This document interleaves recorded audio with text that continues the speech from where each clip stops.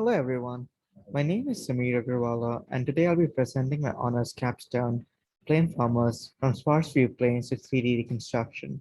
This is a work I've done along with Lin Yu Jin, Chris Rockwell, and David Fowey at the University of Michigan. So let's first talk about the objective of this project. In this project, the main objective is to take 2+ views of a scene as an input and output full planar scene reconstruction. For instance, in the figure we see, we have two input views of a scene with an unknown relationship. We want to extract planes and extract relative camera poses between the two images, pass them through a method which we call the PlaneFormer, and output of full scene reconstruction. The motivation for this work is that there's limited work in sparse view reconstruction. For instance, the existing work mainly focuses on single view 3D reconstruction. Also, a lot of the work assumes relative camera pose information, which is a very powerful assumption that makes the problem fundamentally simpler. Our work, on the other hand, focuses on a wide baseline camera pose scene, essentially, which means that there's a large difference between the two cameras at the views and there's limited overlap. We also want to use learn priors instead of optimization, uh, where like other previous works use optimization methods when doing sparse view reconstruction. So in the slide, we see associative 3D, which is an existing work in the sparse view setup by Kian et al. And we see that though they used deep learning in the initial part of their pipeline, they use optimization, the stitching output step. And that makes it time consuming and inefficient because of a ransack light search. On the other hand, there's a work from Jin et al. Called Planar Surface Reconstruction of Sparse Views, which, as we see, has a lot of optimization steps, such as a discrete optimization step and a continuous optimization step. So we want to get rid of these complex optimization steps and replace them by learning-based methods, which can model the data better and are also more efficient. Since we're going to be using learning-based methods in this project, we used a Matterport 3D dataset, which is a dataset containing real indoor 3D scenes. So in this dataset, in order to create a training set, we place cameras at various different positions such that the cameras are separated by a wide baseline and a limited overlap between scenes, and then generate renderings of 2D views as seen over here, and also the 3D ground truth so that we can see the quality of the reconstructions. Let's now talk a bit about the method. So on this slide, we see first that there's a backbone plane predictor, which is the first part of a method. And then there's a plane transformer, which is the main contribution of this paper, which we call the PlaneFormer. The backbone plane predictor, there's essentially two parts, a plane branch and a camera branch.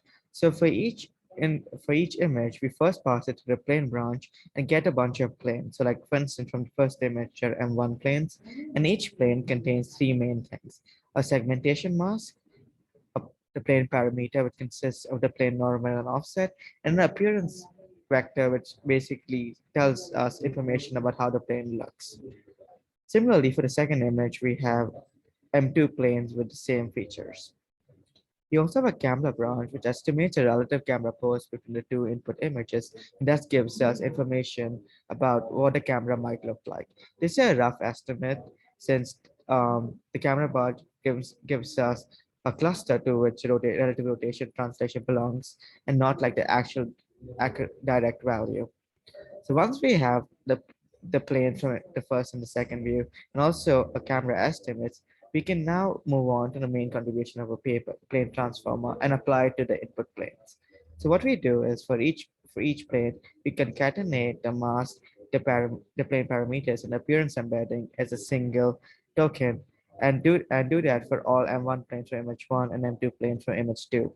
We then pass it through a transformer network to get refined planes. And using the refined planes, we have three main predictions. Our first prediction is the camera correspondence. The camera correspondence tells us if the camera estimate from a camera branch is actually accurate. If the estimate is not accurate, we can try a different relative camera pose estimate and then see if the network feels it's a better guess. And this will help us find the best possible estimate for the camera pose for guiding 3D reconstruction.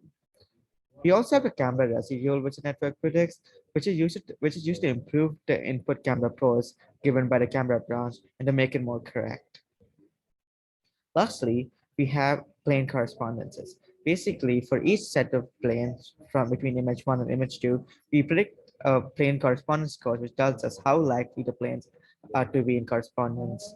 For instance, if two planes are in correspondence, the score will be high, and if they are not in correspondence, the score will be low. Now let's talk about some of the results we see from our proposed method, the PlaneFormer. So this slide represents some results in the two-view setting. So let's say given these two input views, we see that our method is able to find high quality plane correspondence as evident, let's say from the floor matching, or also the cupboard or the wardrobe matching. When seeing the actual 3D reconstruction, we see that 3D reconstruction is very high quality, captures a lot of the elements of the indoor scenes. The cameras also seem that they would have taken the views we see over here. So in essence, we see in the two-view setting, we have a lot of great plane correspondence and high quality reconstruction from our method. Now let's talk about the three-view case and example. Again, we see in the three-view case that a proposed and a reconstruction, a ground to reconstruction are very similar to each other, showing that the method is able to get realistic reconstruction even when we scale it to three views. Now let's see the five-view case. Again, as we saw in the three-view, the five-view case also shows a high-quality reconstruction where the proposed reconstruction and ground truth are very similar. The cameras also seem to be very accurate. Now let's compare the prediction to sparse planes, which is this current state of the art method.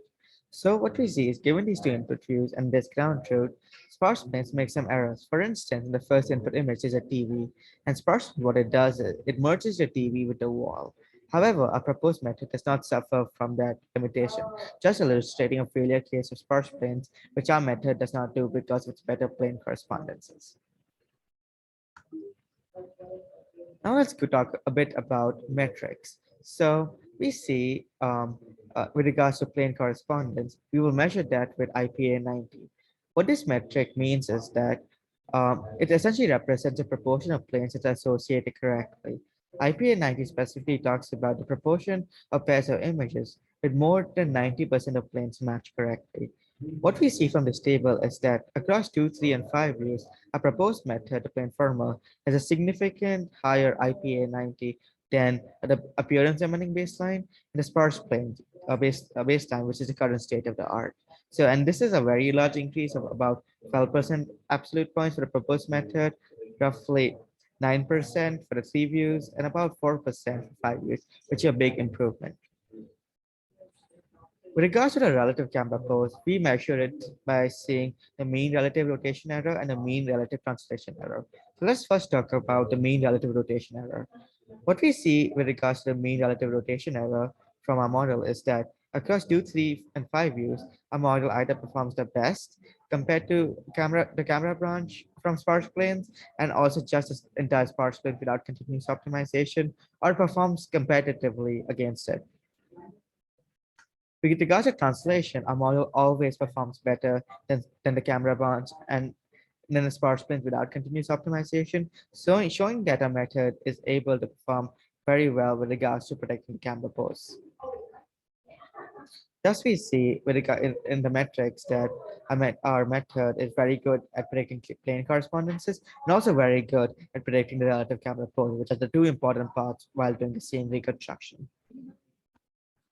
So in conclusion, what we say is that we proposed a method which takes in 2 plus views as an input and outputs a full planar scene reconstruction. Our method is a simpler transformer-based approach that outperforms baselines. Thank you.